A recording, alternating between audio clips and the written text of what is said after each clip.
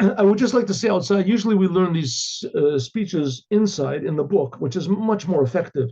But I would just like to go over a small sichot, which is very important to the Rebbe. I think this is found in the first book of speeches of the Rebbe. And it goes like this. It goes like this, that the holiday of Purim is one that has tremendous opposites, diametric opposites in it. How so? That right before the decree of Haman, and that's how the Megillah begins, we see that the Jewish people were in the best situation they'd ever been in the history of the world. The best situation. They were all invited. Oh, one second. Are we recording? Yeah, we're recording, right? Yeah. The Jewish people were all invited to the meal of Achashverosh, and Mordechai was sitting in the gate of the king. He was one of the chief advisors of the king. And the queen of the world was a Jewess, Esther. She was the queen of the whole entire world.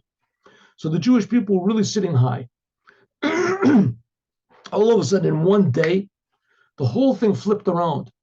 And there came the worst decree ever in the history of Judaism on the Jews. And that was to destroy all the Jews in one day. And Achashverosh ruled over the whole world. So there was no place for the Jews to run.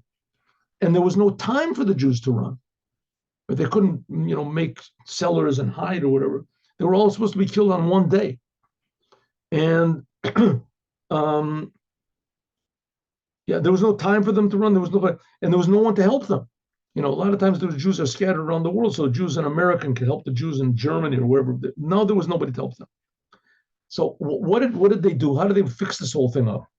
So you figure the logical way for them to fix it up was that Esther, she was the queen of the world.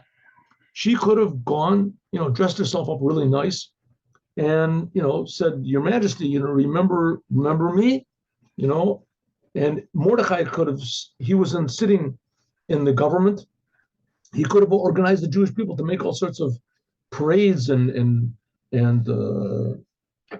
protests in the streets. Get together, the March of the Million or whatever. Save the Jews. But he didn't. What did they do? So I figured, okay, they didn't do that because they had some sort of another plan. What was the plan? So Mordechai says, "You, Esther, fast for 3 days and go into the king and tell him that you're a Jew." And see what happens. So the Rebbe points out, why fast for 3 days? Mordechai said, "Oh, we'll all fast." That doesn't make any sense. A person that fasts for 3 days, first of all, it doesn't increase in the beauty of the person. The person looks terrible. After fasting even for 1 day, they look bad. It says after 3 days also, the person's breath is bad, is a smell of death on a person's breath after 3 days. So what's she going? She's going into the king. Her whole connection with the king is that the king liked the way she looked. And now she's marring her beauty in a very significant way. I mean, it doesn't make any sense whatsoever. So the Rebbe says that they have to understand the decree that came on the Jewish people was not a political decree. On the face of things, it seemed that it was, but it wasn't. The Jews were being punished, if you want to call it, or woken up, being a wake-up call, because they all participated in the meal of Achashverosh, which basically the meal of Achashverosh was a celebration that there was not going to be a geula, there was not going to be a future redemption. According to the prophets, the Jewish prophets, Isaiah, Jeremiah, that the exile was going to be 70 years. And according to the calculations of Achashverosh's astronomers or whatever, the 70 years had already passed. In the Gemara in Megillah, it explains what their mistake was, but it had already passed. And according to all their opinions, it had already passed. And Achashverosh said, "That's it. I don't have to worry about the Jews anymore. There's not going to be a redemption. I'm the king of the world. I'm going to be the king of the world." And the Jews thought, well, he's got a good point. And in any case, even if he doesn't have a good point, let's play along. So he says, I'm making a big meal. All you Jews are invited. And they all went. And it's not that they went, but they enjoyed it. They enjoyed it. They said, listen, if there's not going to be a redemption, so let's enjoy life at least. I mean, and they realized, Mordechai and the Jews realized it was too sudden. The decree was too sudden. It wasn't anything logical. It didn't make any sense. And therefore he realized that the solution had to be in a way that didn't make any sense. It had to be because God was making this wake-up call, so they had to appeal to God to change the situation. How do they appeal to God? By saying, okay, from now on, we're Jews. That's our only identity.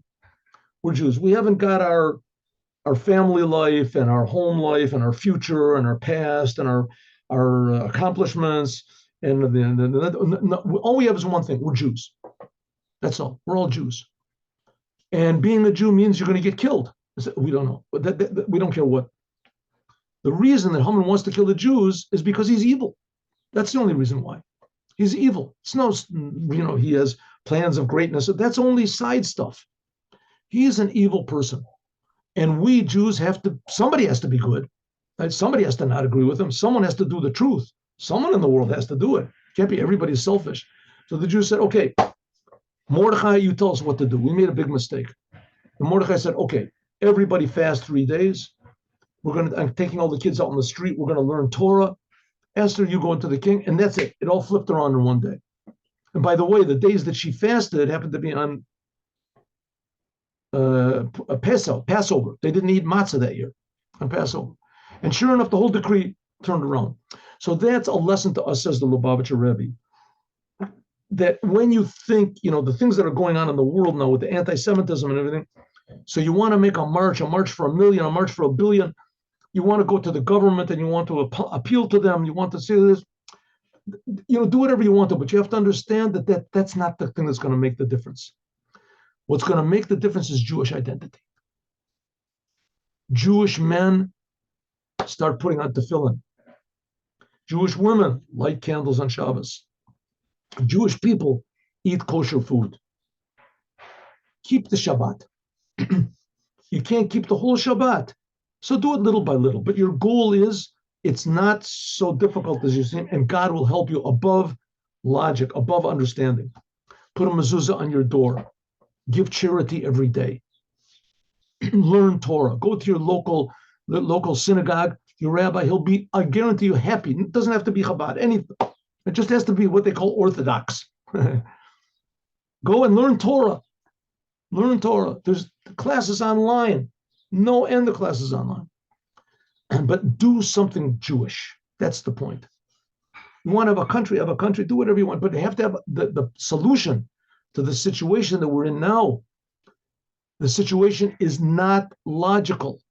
Normal human beings suddenly hate the Jews and they're proud of it, and they go out with signs, right, in the streets, unheard of.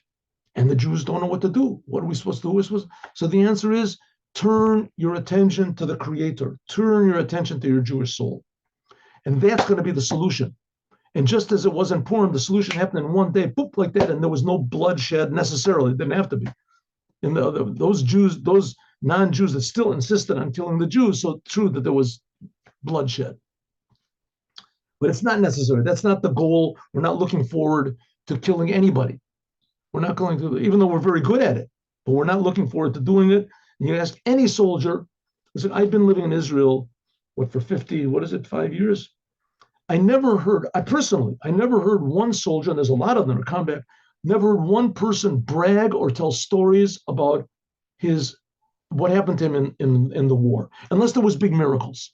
Unless happened to be big miracles. All of a sudden he was there and he ran out of bullets and then they all shot at him and their guns didn't work. Crazy things like that. But I never heard of anybody, we went and we killed them, we did it. They weren't happy, right? You see that the Arabs came back from October 7th. Oh, they were happy and giving out candies in the streets. We killed people. We're so happy about it. The Jews aren't like that. The Jews don't enjoy killing people. Even though, as I say, we're good at it when it comes down to it,